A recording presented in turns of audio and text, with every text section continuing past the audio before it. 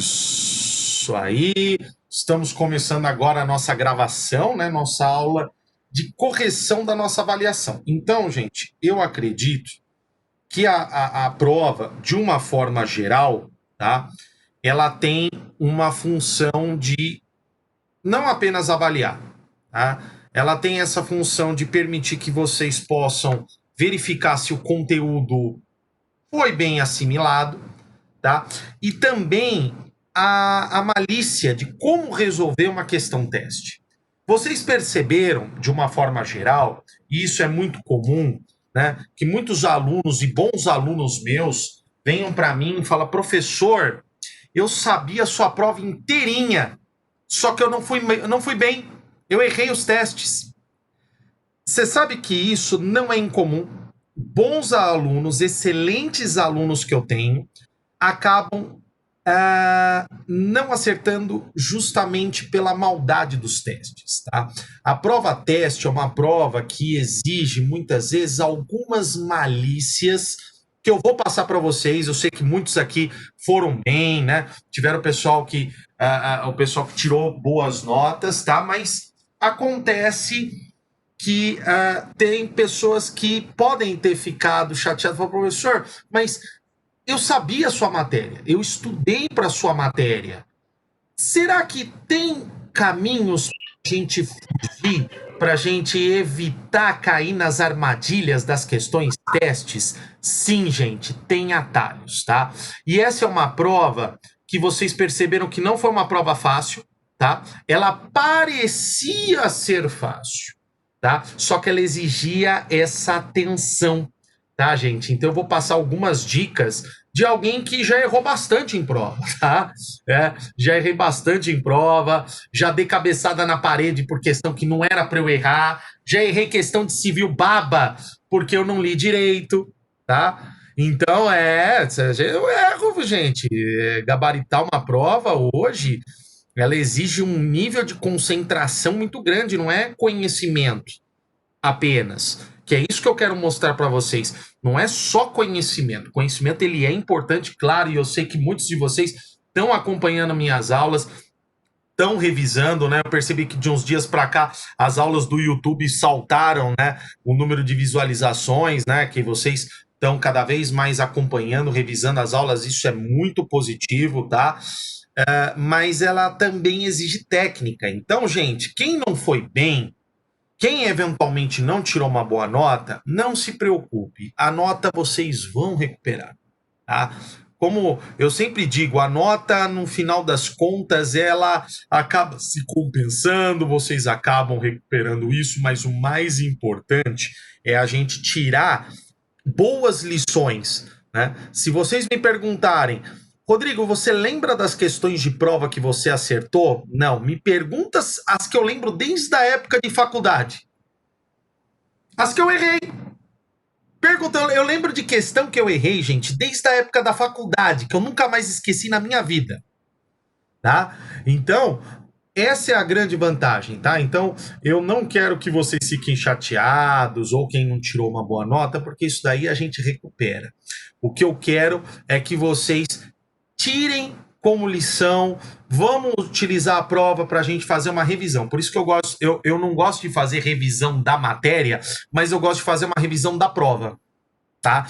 Eu uso a prova como correção, como plataforma, para a gente também, além de revisar a matéria, a gente vai aprender algumas lições, algumas técnicas de resolução de prova objetiva, tá? Então, cada um tem a sua maneira, tá? De resolver prova teste. O professor vai deixar algumas dicas aqui de cara que eu entendo que são boas técnicas de resolução de prova teste, tá?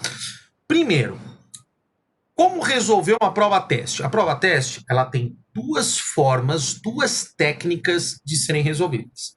A primeira, vocês procurarem a alternativa certa, e uma segunda que é muito pouco utilizada por vocês. né? Porque automaticamente, quando vocês não acham a alternativa certa, qual é a mania que vocês têm? Minha mãe mandou eu escolher, né? Vamos na C, vamos na D. Não, gente, calma. Existe o chute consciente, tá? Calma. Você não achou a certa? Tudo bem. Só que a alternativa certa, ela pode vir pelo segundo método. Qual que é o segundo método? Eliminando as alternativas incorretas, tá? Então vamos caçar o erro nas alternativas. Vamos procurar o errinho nas alternativas. Isso, gente, muitas vezes pode, numa prova que a gente não faz a menor ideia de qual que é a alternativa certa, as alternativas nós podemos encontrar erro em uma, duas alternativas que pode colocar a gente probabilidade de acerto de 50%. Tá? Isso quando a gente não consegue. Eu já passei por situações, gente, de não saber qual é a alternativa certa, mas eu identifiquei erros onde eu cheguei numa alternativa que eu falei, só sobrou essa. Olha que interessante, mesmo não sabendo sobre um assunto, a gente vai eliminar as alternativas, a gente vai achar o errinho na A, tentar buscar o errinho na B, na C, na D, para tentar aproximar, e muitas vezes a gente chega na alternativa certa mesmo sem saber.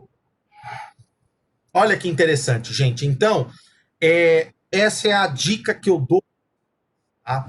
Então, gente, numa situação dessa, vamos procurar analisar a questão alternativa correta, tá? Ou não sendo possível, ou as duas. Porque muitas vezes, se você achou a correta, é bom leia as demais, porque às vezes você foi ansioso, achou que aquela estava certa, de repente você lê, você fala, mas essa daqui também tá certa.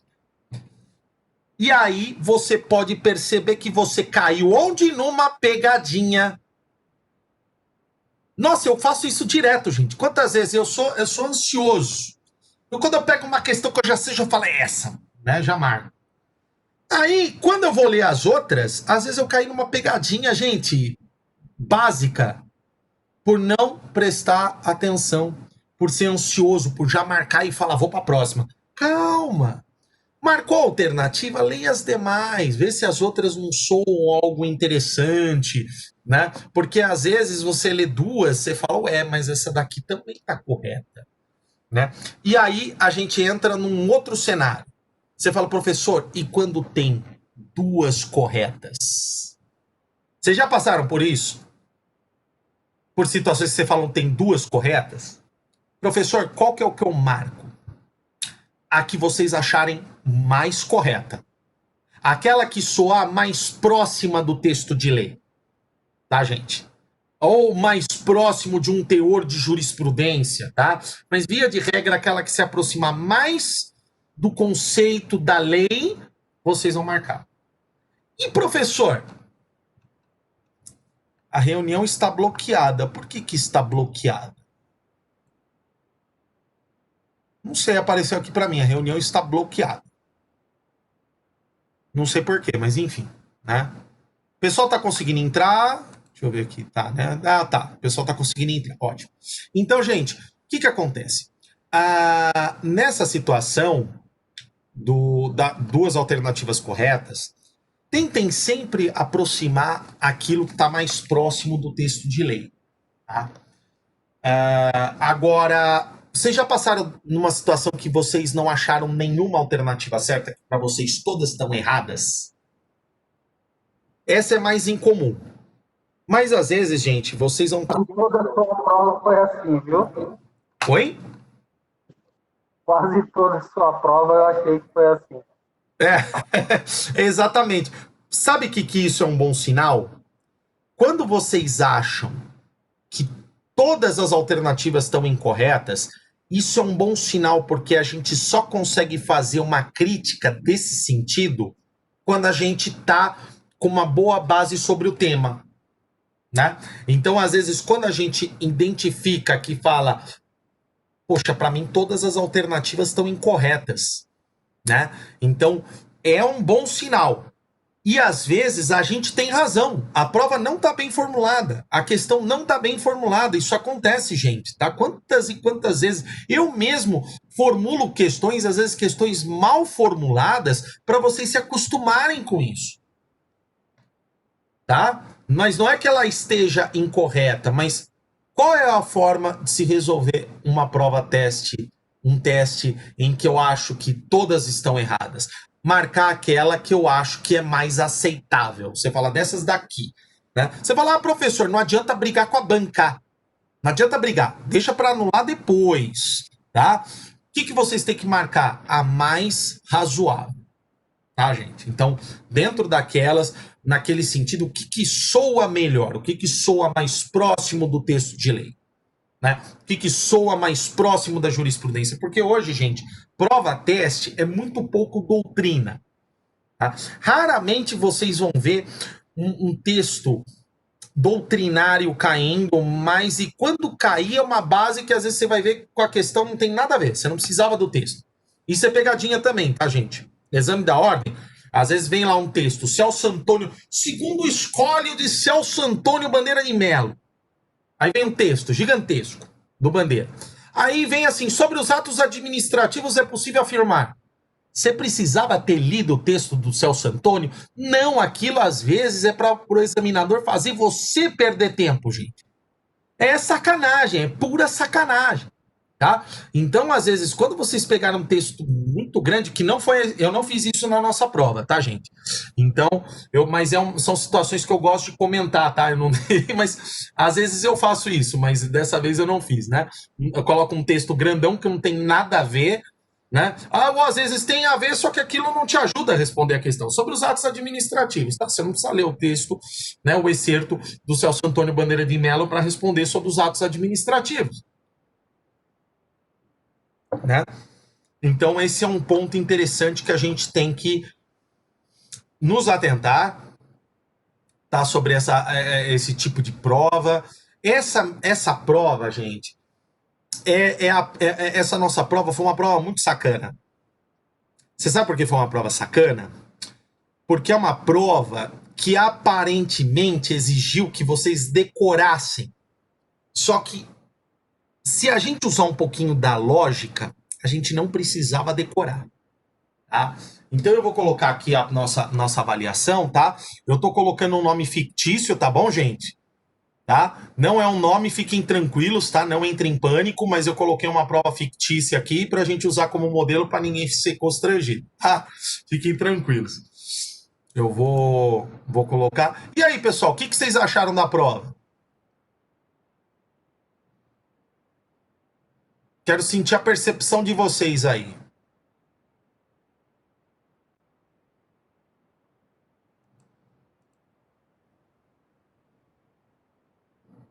Foi uma experiência diferente.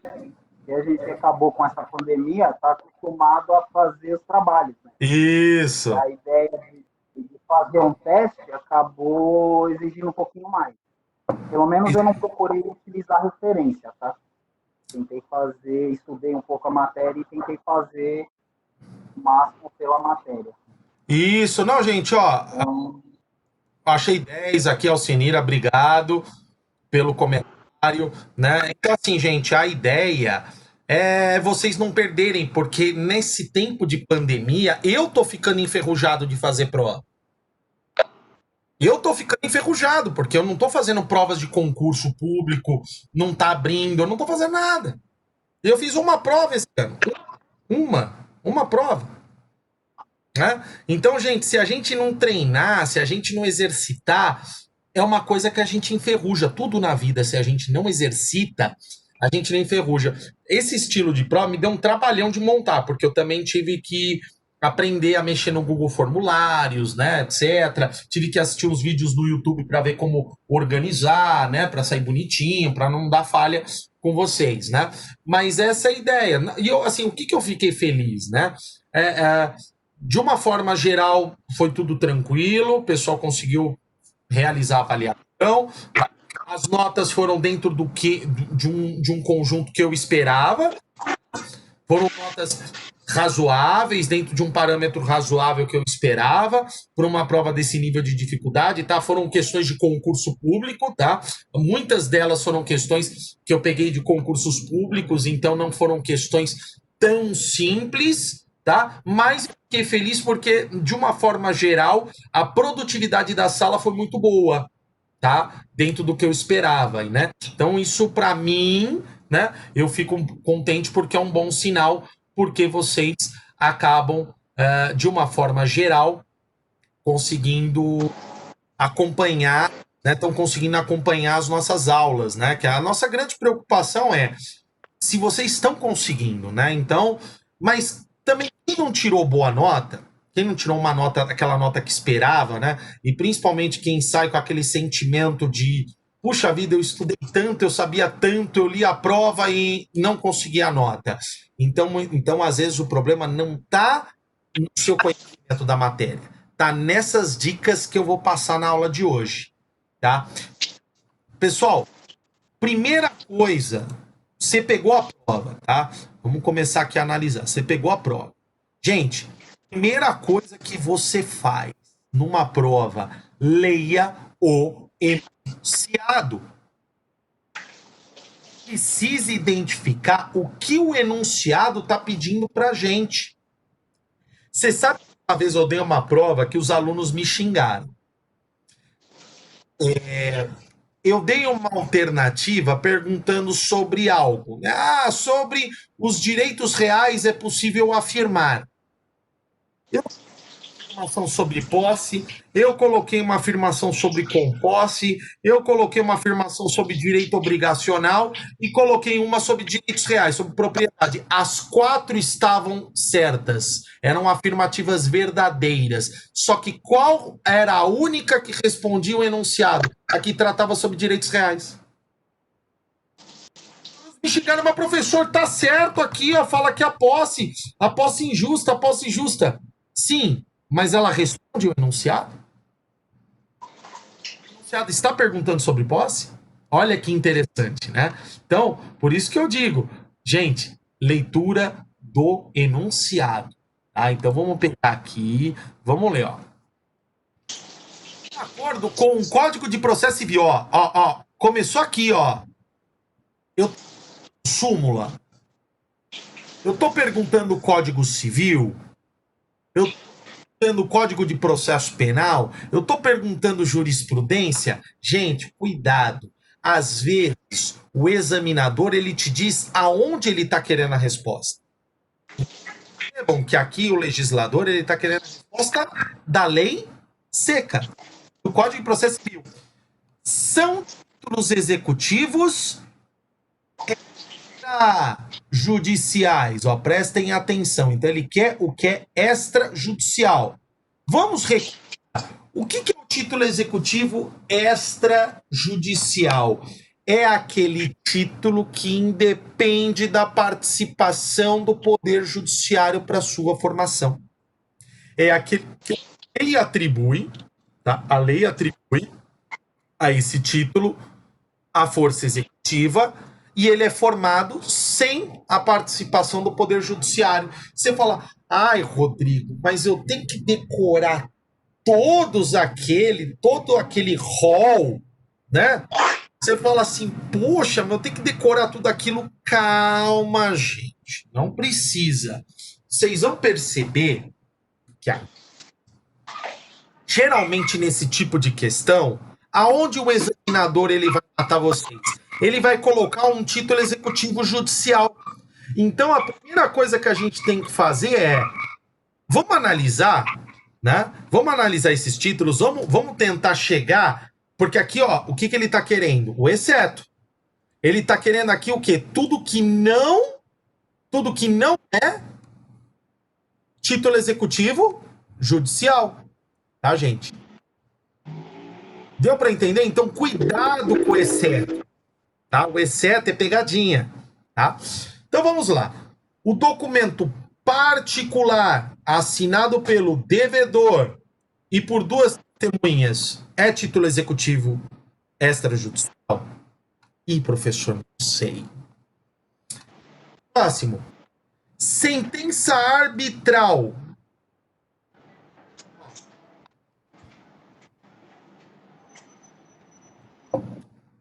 e o acordo extrajudicial de qualquer natureza homologado judicialmente. Sentença arbitral, ó aqui ó, a palavrinha, homologado judicialmente. É título executivo extrajudicial? Homologado judicialmente? Peraí, gente, peraí que tem gente para entrar. Então, gente, é título executivo? Vamos lá, gente, vamos participar. Esse daí é judicial. Sim, esse é judicial. Muito bem, esse é o judicial. Então, qual que era a nossa alternativa certa?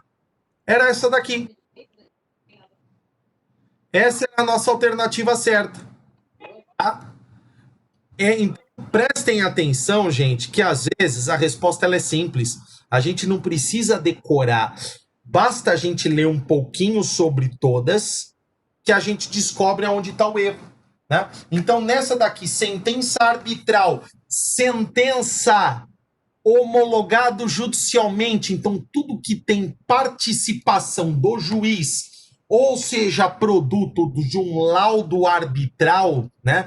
Seja aquela sentença oriunda da arbitragem, né? Da Lei 9.608, agora não me recordo muito bem, 9.605, né? Mas a oriunda de um corpo de árbitros nomeados pelas partes, né, investido pelas partes, é título executivo judicial, tá? Então, gente, ó, mas documento particular assinado por duas testemunhas é título executivo extrajudicial? Sim, tá lá no rol do Código de Processo Civil, né? Então vamos pegar aqui, né? Vamos pegar aqui.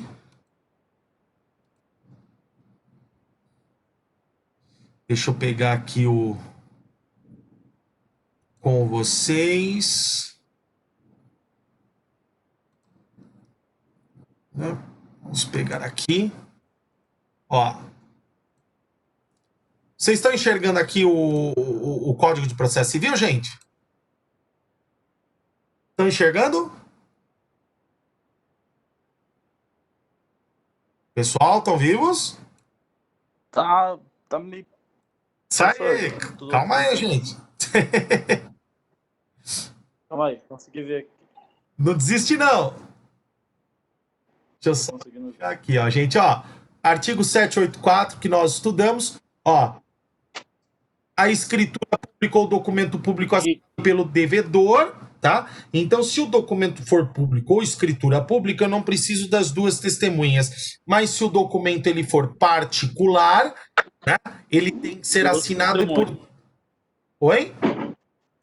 Isso, assinado por duas testemunhas. Isso, muito bem, né? Inclusive nós até estudamos na nossa aula que as testemunhas elas podem ser acrescidas posteriormente, porque elas são mera testemunha instrumentária, né? Apenas para preencher esses requisitos estabelecidos pelo Código de Processo Civil, tá, gente? Então, muita atenção nesta parte, tá? Porque essa parte, ela tem esse tipo de pegadinha, tá? Então a gente tem que ficar atento nessa situação para que a gente não venha cair nessas pegadinhas, ok?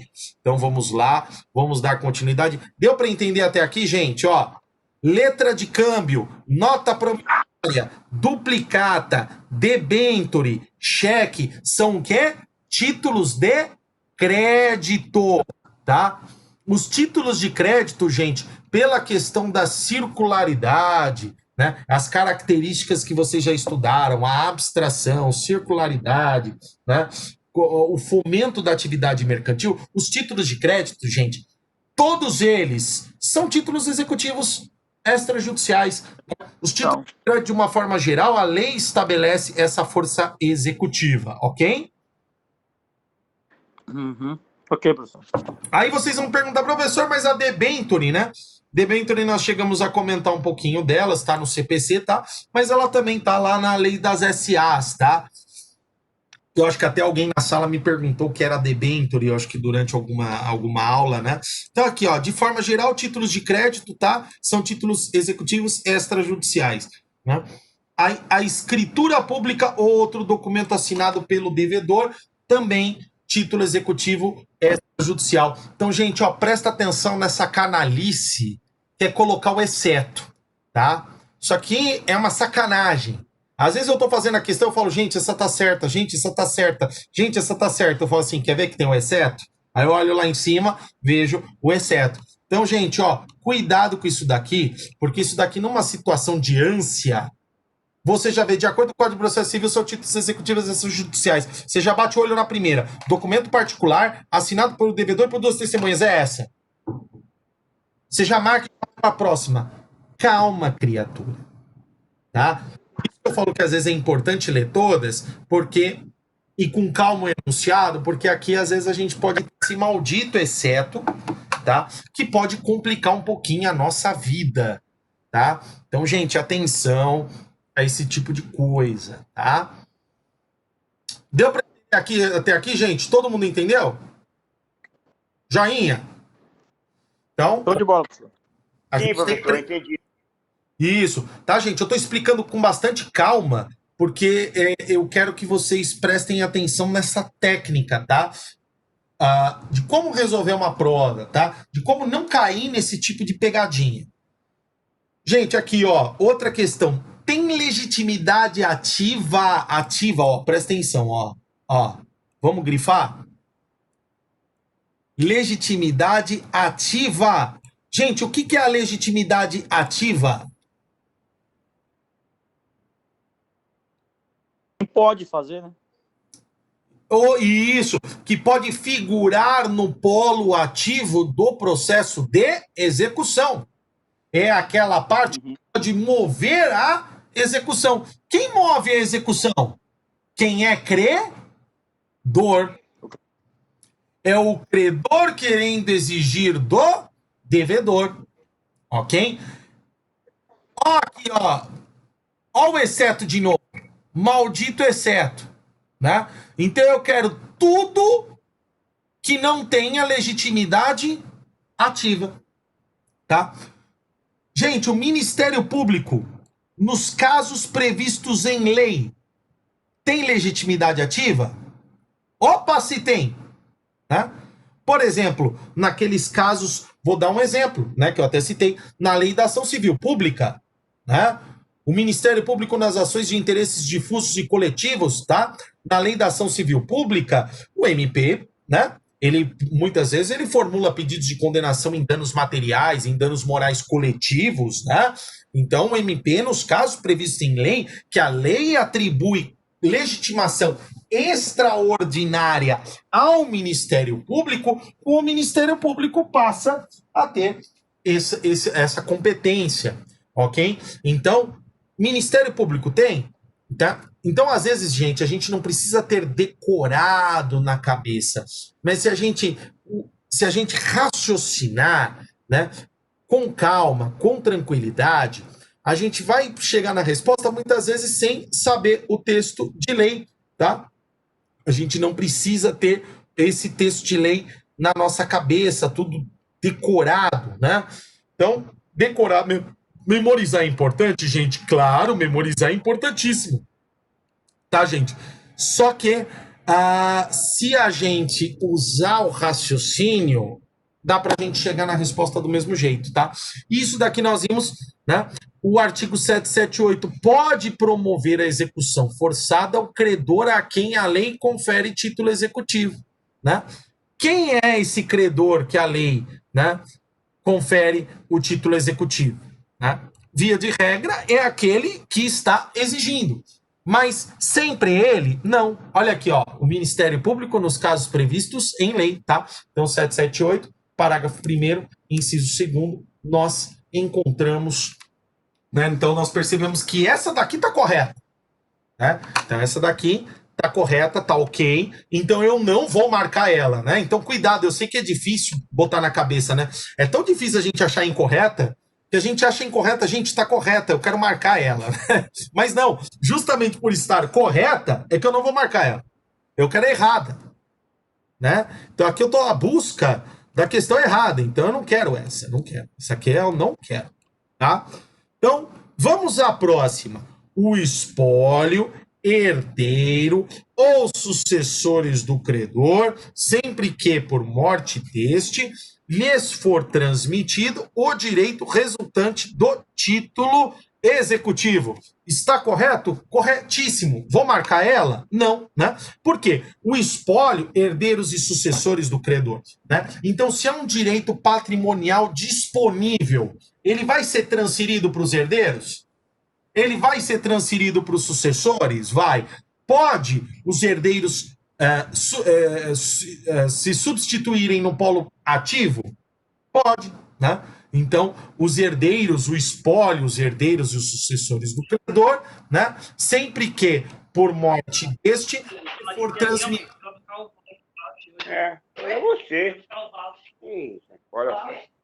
Né? Então, sempre que eles for transmitido o direito resultante do título executivo. Deu para entender, gente? Tá? Então, ela está correta. Então, não é essa que eu estou buscando, tá? Vamos lá para a nossa próxima questão, né? O responsável tributário. Gente, desde quando responsável tributário é credor? Né? Só se for numa ação de regresso, né? Mas, gente, o responsável tributário aqui foi uma confusão com aquele que tem legitimidade passiva. Tá? Aquele que vai responder, né? Então, o responsável tributário, ele se assemelha, gente, àquela figura do credor, do fiador, né? É aquele que vocês vão estudar. Direito tributário vocês ainda não tiveram, né? Ainda não. Ainda não. Então, gente, o que é o responsável tributário? É aquele que tem o dever, mas não contraiu a obrigação. Lembra do Schuld e do Haftung?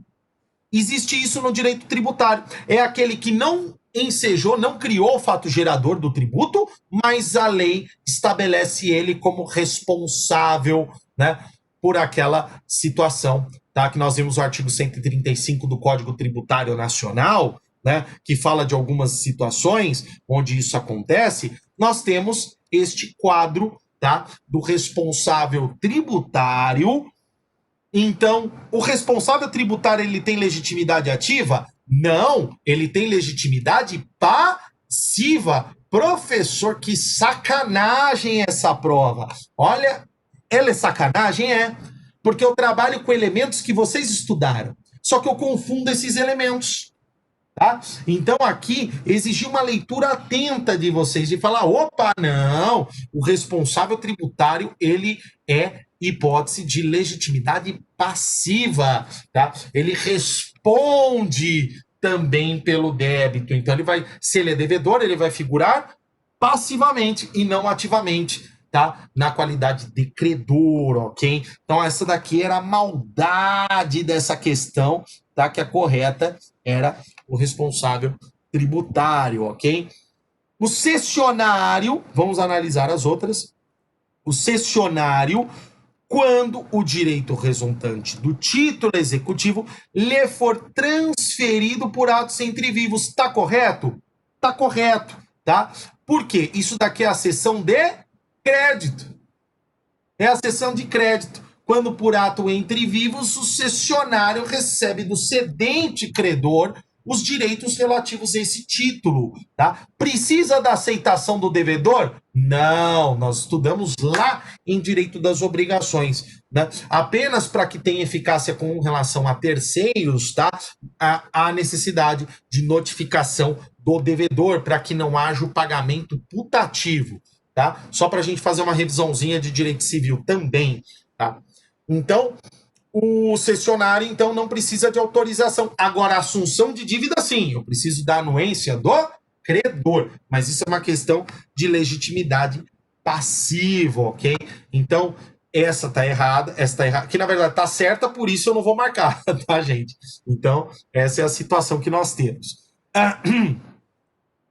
O subrogado, nos casos de subrogação legal ou convencional. Sim, gente, também é o caso da subrogação, tá? Que a subrogação pode ser uma subrogação subjetiva ou objetiva, que no caso aqui, a subrogação subjetiva, uma parte se substitui a outra dentro de uma determinada relação, ou por força da lei, ou por força da convenção entre as partes, ok? Então esse é o ponto importante aqui, tá? Que a gente vai ver. Deixa eu só alterar aqui a nossa... Só alterar aqui, ó. Então vamos ler aqui a legitimidade, o espólio, os herdeiros, os sucessores do credor, sempre que por morte deste lhes for transmitido o direito resultante do título executivo.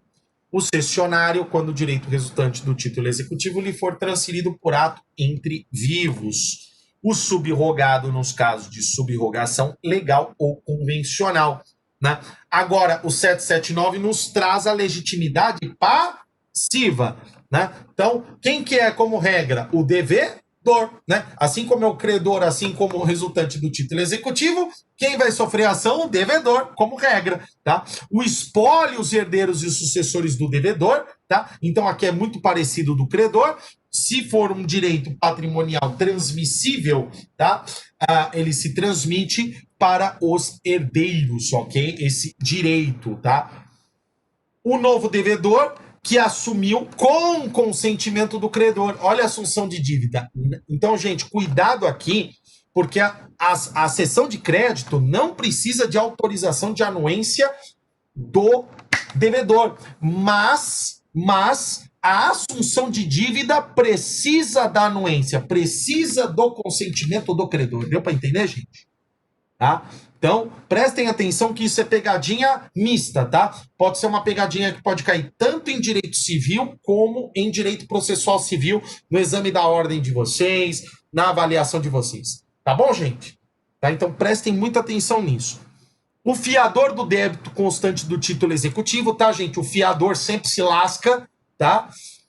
Também nessa história, porque o fiador, ele é aquele tipo de contrato onde ele não realiza o objeto da relação obrigacional, da relação contratual, mas ele assume, né, a responsabilidade. E o responsável titular do bem vinculado por garantia real, ou seja, é aquela questão das obrigações propter, as obrigações ambulatórias, elas caminham junto com o bem.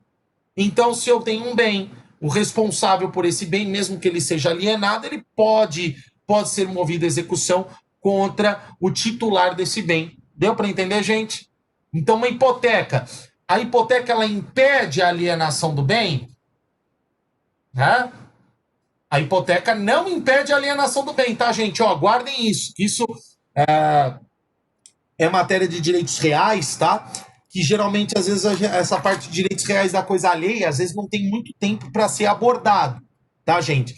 Mas dica, que é uma pegadinha, o bem hipotecado é nula a cláusula que proíbe a alienação do bem hipotecado, tá, gente? Então, bem hipotecado pode ser alienado. Pode ser alienado. Então, se eu alienar para o Zezinho, eu posso propor em face do João, que é o executado, e do Zezinho, que não tem nada a ver com a dívida, mas ele se tornou responsável por ser o titular de um bem hipotecado? Sim, gente. Tá? Então, responsável, tá? E, por fim, o responsável tributário, como legitimidade passiva. Deu para entender aqui, gente, quem tem legitimidade ativa e passiva? Ficou claro, gente? Joia! Então vamos lá, vamos voltar à nossa prova, tá? Aqui, ó, em relação à tutela executiva. Ufa, Rodrigo, finalmente uma resposta que você está pedindo a correta, né? Nossa, finalmente, né? Exatamente, né? Então aqui, finalmente, ó, em relação à tutela executiva, tá? Então quero saber sobre as medidas a serem aplicadas no processo de execução. Assinale a alternativa correta, tá?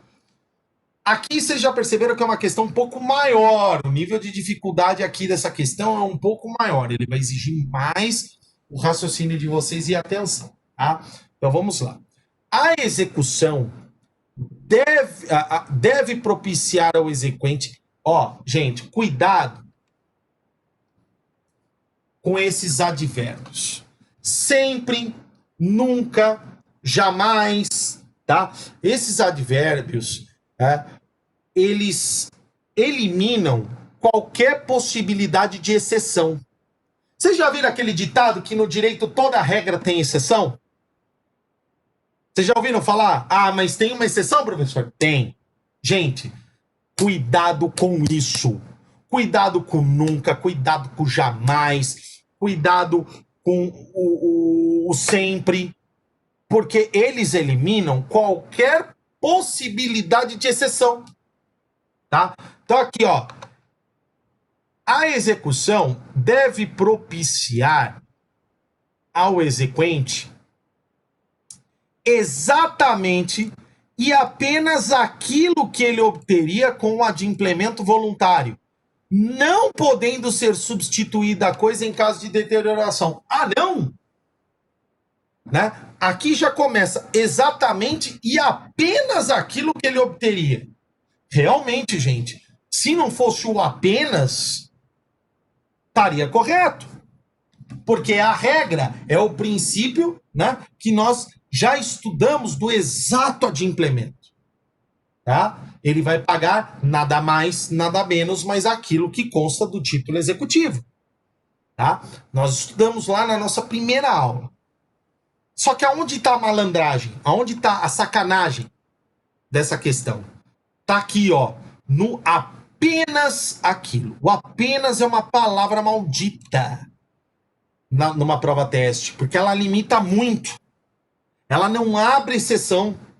Tá, gente? Então, cuidado com sempre, com jamais, com apenas, com nunca, tá? Que eliminam esses advérbios, que eliminam qualquer possibilidade de exceção, tá? Então, vamos tomar cuidado com essas palavrinhas. Aonde está o segundo erro dessa questão, tá? Não podendo ser substituída em caso de deterioração. Gente, se eu tenho uma obrigação de fazer, o meu bem deteriorou, acabou a relação? Tá tudo certo. Você tá me devendo um carro, tá? Você tá me devendo um veículo. Eu te paguei, tá tudo certo. Você chegou lá e deixou o veículo pegar fogo. Tá tudo certo? O que acontece com a deterioração? O que eu posso pedir? A conversão em perdas e danos, gente. Conversão em perdas e danos. Tá? Isso vocês estudaram lá no Direito Civil e em Direito das Obrigações. E eu comentei também um pouquinho, né, com esses efeitos, né, da nossa aula. Deixa eu pegar aqui, ó, do artigo 499. Né? Vamos abrir aqui o 499. Tá? Olha aqui, ó. A obrigação somente será convertida em perdas e danos se o autor o requerer ou se impossível a tutela específica ou obtenção da tutela pelo resultado prático equivalente. Tá? Nós temos o artigo 500, que é a indenização em perdas e danos dar-se-á sem prejuízo da multa. Então, gente, olha como é interessante. Então, às vezes, nem sempre eu vou ter o exato adimplemento. Muitas vezes eu tenho que utilizar esse bem, a obrigação de fazer o bem a ser entregado, ele é deteriorado, eu tenho a perda desse bem, que eu vou precisar converter isso em perdas e danos. Um abatimento proporcional ou a conversão em perdas e danos do valor do bem, né, mais os lucros cessantes, né, e outras formas de compensação. Tá? Então, nem sempre eu vou ter esse adimplemento. Tá? Então isso aqui é uma pegadinha que a gente tem que tomar cuidado, porque ela soa interessante no nosso ouvido, né? Se a gente ler aqui, gente, ó, se a gente fizer uma leitura, né, você fala, a execução deve propiciar ao execute exatamente e apenas aquilo que ele obteria com o adimplemento voluntário. Você fala, nossa, é o princípio do exato adimplemento da obrigação que o professor Rodrigo Rodrigues falou. Só que olha a pegadinha no final, gente, às vezes isso aqui, a questão tá indo super bem, aí chega o final, acaba com a questão. né? Acaba com o teste. Não podendo ser substituído em caso de deterioração. Você fala, opa, então o exequente vai ficar sem a possibilidade de ser ressarcido? Né? Olha que interessante. Então a gente precisa, ler do começo ao fim, para que a gente não venha cair nesse tipo de pegadinha, tá? Então, pode ser substituída? Pode, gente, tá? Então, isso daí a gente estudou nas nossas aulas. Vamos ver agora a segunda questão, tá, gente? Tendo em vista que os procedimentos de execução não prevêem contestação, tá certo, gente? Tem contestação em processo de execução? Tem contestação, gente? Vocês estão se recordando? Eu falei alguma vez de contestação, que oferece contestação? Não, né? Isso. O que eu falei? Eu falei de impugnação, eu falei de embargos à execução, né? Realmente, contestação não é uma forma de defesa do processo de execução, tá? Mas até aqui tá correta. A gente precisa ler o resto. Tendo em vista que os procedimentos de execução não prevêem contestação, não se aplica sobre estes o princípio do contraditório e da ampla defesa. Acabou a questão. Gente, sempre vai existir contraditório e ampla defesa, só que de formas diferentes. O fato de não ter contestação não significa que não há o exercício da ampla defesa e do contraditório. Né? As formas de defesa elas vão acontecer de acordo com a previsão legal. Tá? Então, se a gente pensar num mandado de segurança, tá? Um mandado de segurança tem contestação? Não tem contestação. Tá, gente? Então, mas o fato de não ter contestação não significa que não tem o princípio da ampla defesa e do contraditório. Nós estudamos isso, tá, gente? Ó, olha aqui como um pequeno detalhe a gente mata a questão. Então, quando ele fala que não se aplica sobre este princípio do contraditório e da ampla defesa, acabou essa questão. Né? Já achamos o erro. Vamos para a próxima. Tá? Gente, até aqui, vocês estão entendendo? Estão acompanhando? Então vamos lá.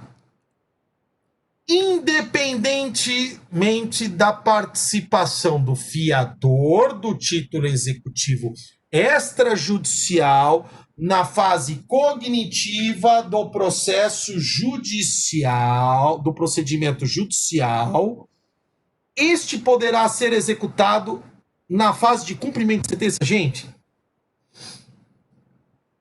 ó, já começa aqui uma coisa meio louca, né?